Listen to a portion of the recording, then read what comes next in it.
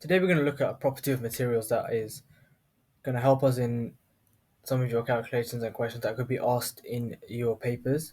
It's a property called resistivity, and resistivity is a property that is unique to every single type of material. It's what a wire or something is made out of. That material, whether it's copper or tin, whatever it is, has a specific value for its resistivity. Also, for those doing AQA, there is a resistivity required practical that I will go through in this video. Now, what is resistivity? Now, the definition is the resistance of a material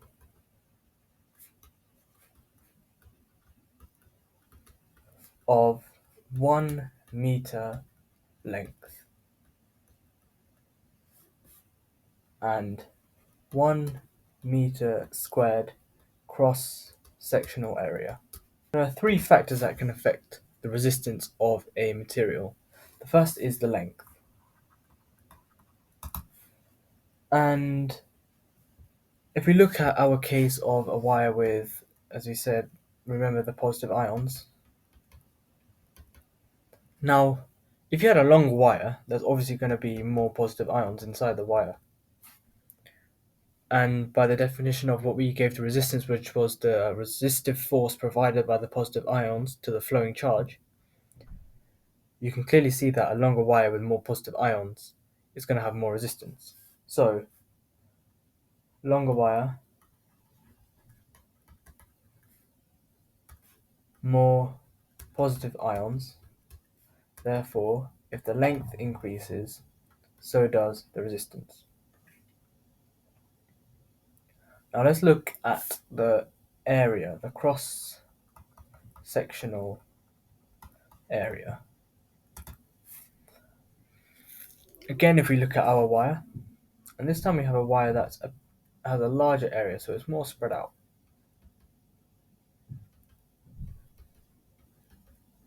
So the gaps between these positive ions are bigger. And what that means is it's less likely for the electrons to collide with the positive ions. Because if they're more spaced out, there's less chance they're going to hit them. So in that sense, for a greater area,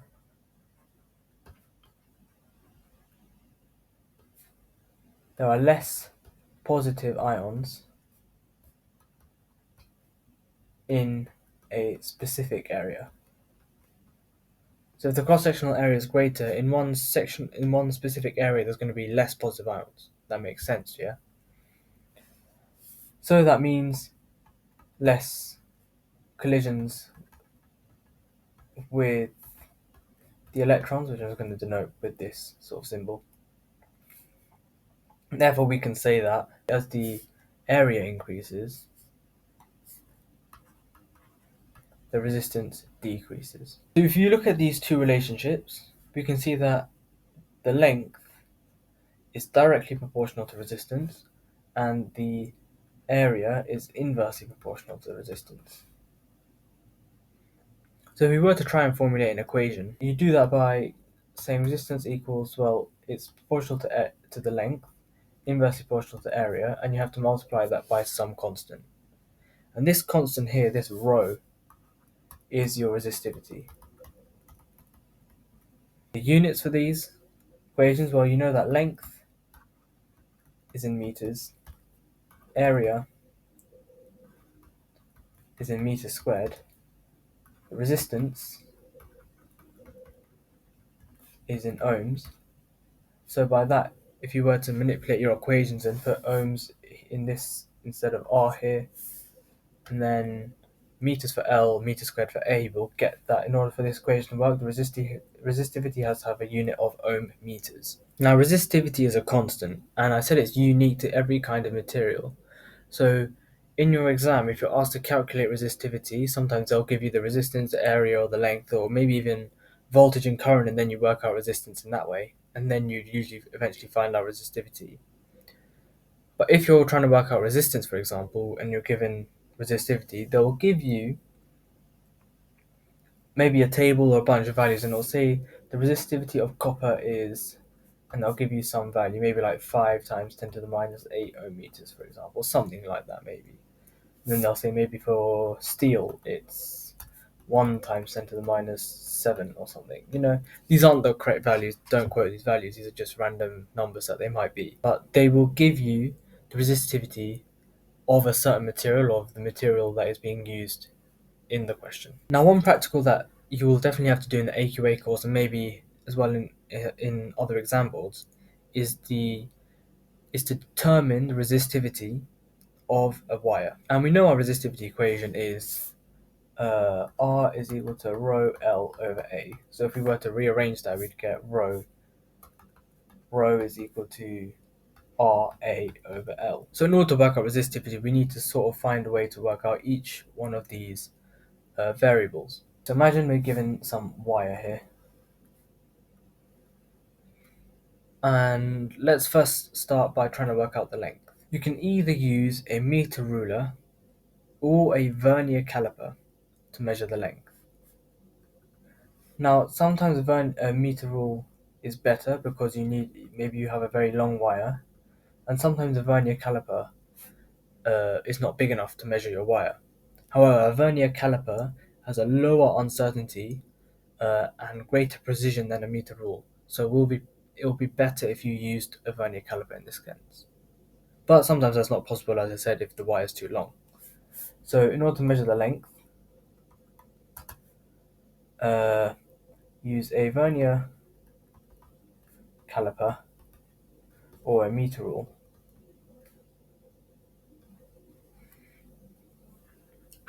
And you just take the measurement reading. Now, to work out the area, you use a device called a micrometer.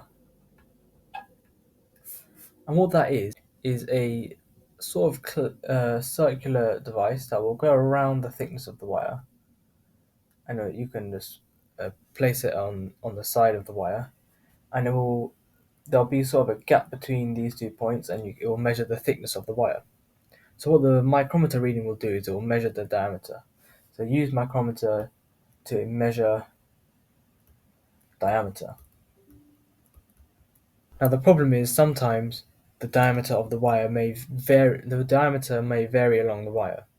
So the best thing to do is to measure the diameter at 3 different points, and then take a mean or average. So find the sum of all those 3 points and then divide it by 3. At least 3 is best. And what this will do is it will reduce the uncertainty.